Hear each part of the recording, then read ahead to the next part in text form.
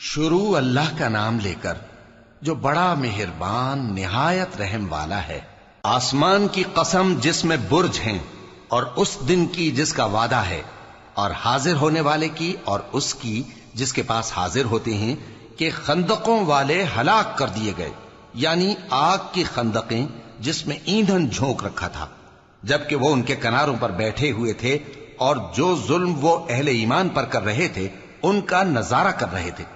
اور ان کو مومنوں کی یہی بات بری لگتی تھی کہ وہ اللہ پر ایمان لائے تھے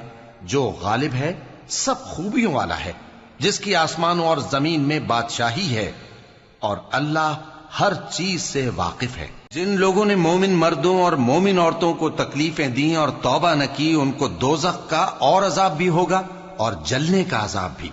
اور جو لوگ ایمان لائے اور نیک کام کرتے رہے ان کے لیے باغات ہیں جن کے نیچے نہریں بہ رہی ہیں، یہی بڑی کامیابی ہے۔ بے شک تمہارے پروردگار کی پکڑ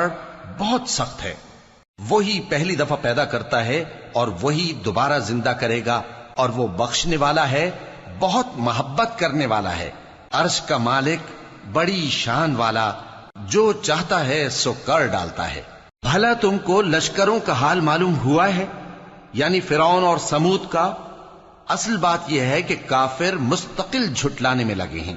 جبکہ اللہ بھی ان کو ہر طرف سے گھیرے ہوئے ہے۔ یہ کوئی معمولی کلام نہیں، بلکہ یہ قرآن عظیم الشان ہے، لوح محفوظ میں لکھا ہوا۔